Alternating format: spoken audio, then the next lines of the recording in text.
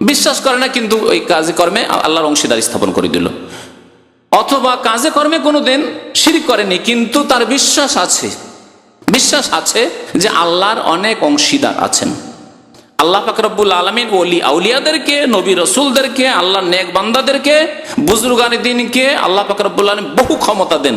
তারা ইচ্ছা করলে সন্তান দিতে পারেন, তারা ইচ্ছা করলে কাউকে মেরেও দিতে পারেন, তারা ইচ্ছা করলে কারো রোগ ভালো করে দিতে পারেন, তারা ইচ্ছা করলে কাউকে উদ্ধার করে দিতে পারেন, তারা ইচ্ছা করলে কারো সর্বনাশ করে দিতে পারেন।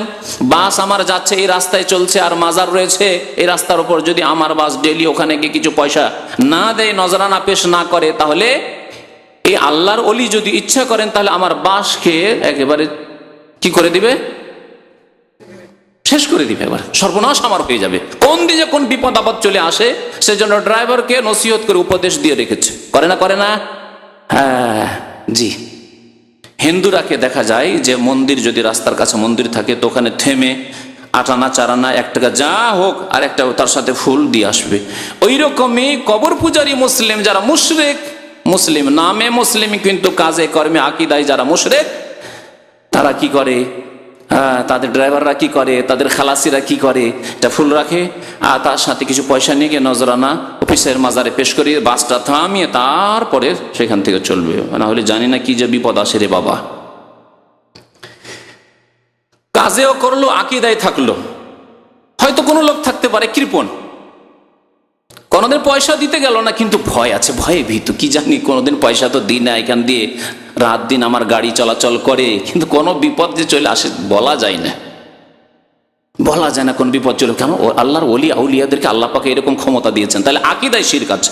এই জন্য বলছি আকীদাতে শিরক থাক অথবা আমলে থাক, দুটোর একটাতে থাক, অথবা দুটোতেই শিরক থাক, মুশরিক। তো তাওহীদ আর শিরককে বুঝে নেওয়ার পরে আসেন যে সমস্ত আম্বিয়া এবং রাসূলগণকে আল্লাহ পাক রব্বুল আলামিন কি জন্য প্রেরণ করেছেন?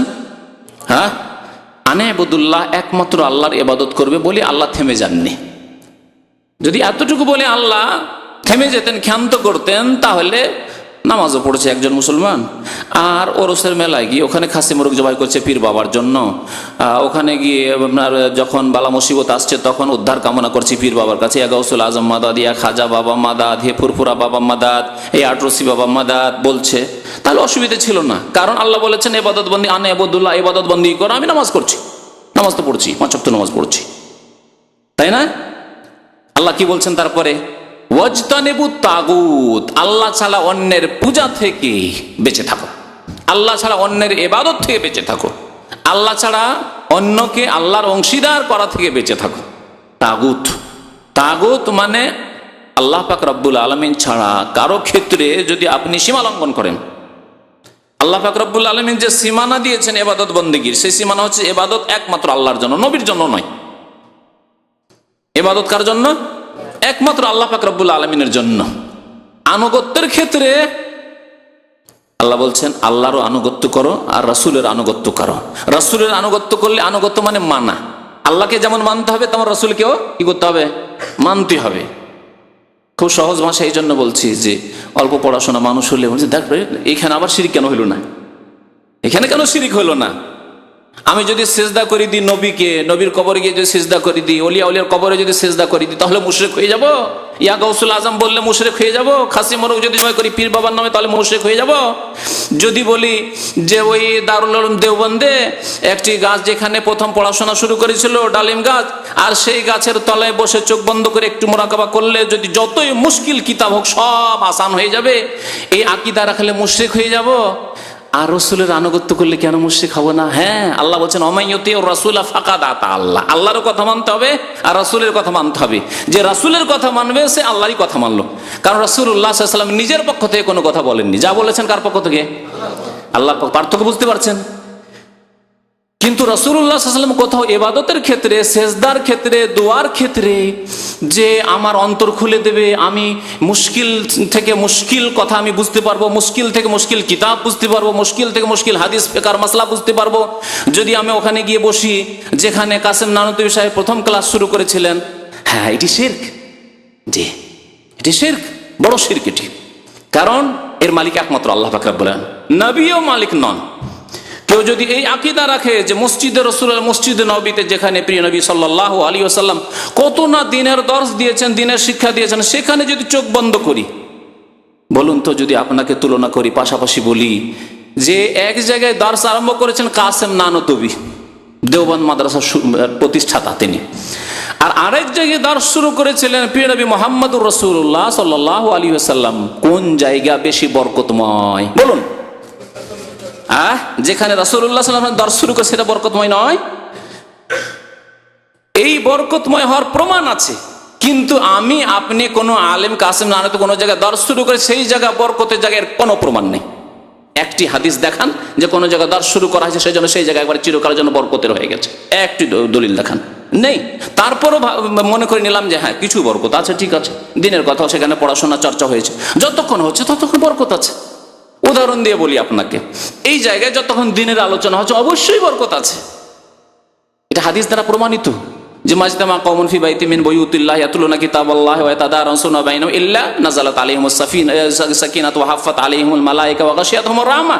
নবী করিম সাল্লাল্লাহু আলাইহি ওয়াসাল্লাম মুসলিম শরীফ হাদিসে বলছেন যে কোন জাতি যদি কোনো জায়গায় একত্রিত হয় আর সেখানে আল্লাহর কিতাবের কথা শোনানো হয় আর একে অপরকে শেখায়, তাহলে আল্লাহর পক্ষ থেকে প্রশান্তি নাজিল হয় আর রহমত তাদেরকে ঢেকে নেই, আর তাদের কি হয়, আর ফেরেশতা চারিদিক থেকে ঘিরে ফেলে তাদেরকে, হাফফাতহুমুল মালায়েকা।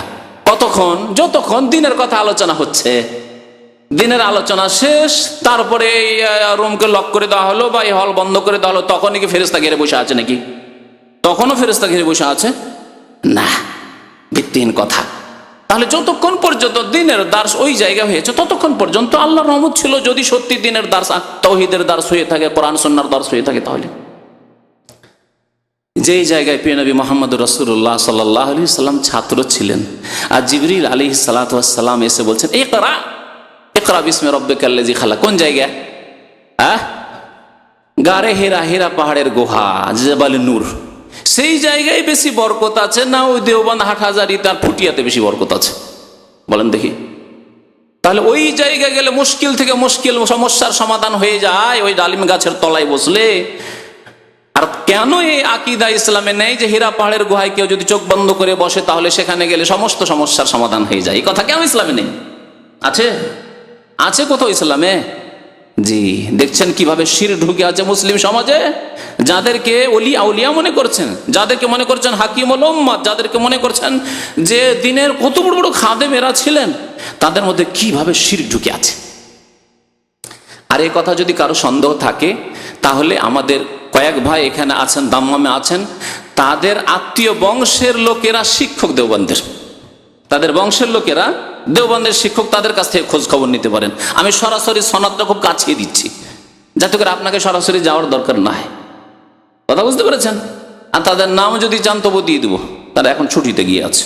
এখানে মঙ্গলবারের দর্শনে তারা বসতো, যদি থাকতো তো দেখিয়ে দিতাম হাত দিয়ে, বুঝতে পারছেন? তারা আমাকে বলেছেন যে সত্যি কথা। আর তারা তো বললো এখন আজকে থেকে প্রায় 20 বছর আগে আমার ওস্তাদ এক দেওবন্দি ছিল, দেওবন্দ থেকে ফারিক কাসেমি, তার কাছে তিন দেওবন্দির কাছে আমি পড়েছি। তো তাদের কাছ থেকে সরাসরি শোনা, যারা ওখানে 8 বছর 10 বছর করে পড়ে ফারিক হয়ে এসছে, তাদের কাছ থেকে শোনা যে ওখানে বড় মুশকিল যখন মাসলা, পরীক্ষার দিনে পড়াশোনা বুঝতে পারছে না কোনো ছাত্র, তখন তাদেরকে নসিহত করা হয় ওস্তাদের পক্ষ থেকে, যাও ডালিম গাছের তলায় বসো। ডালিম গাছটা 100-150 বছর আগে ছিল, ও বুড়ো হওয়ার পরে কাটা হয়ে গেছে, সব শেষ হয়ে গেছে, কিচ্ছু নেই, সাফ হয়ে গেছে। তারপরে ডালিম গাছের তলায় গিয়ে কিছুক্ষণ বসো, দেখো যে তোমার সব সমস্যার সমাধান হয়ে যাবে, কথাবার্তা বুঝতে পারবে ওস্তাদের, আর তাড়াতাড়ি তোমার কিতাব মুখস্থ হয়ে যাবে, আর পরীক্ষায় তুমি পাশ করবে। জি, বুঝতে পারলেন? জি, এগুলি হচ্ছে শিরক। আল্লাহ পাক রব্বুল বলছেন যে আমি প্রত্যেক জাতিতে রাসূল পাঠিয়েছি।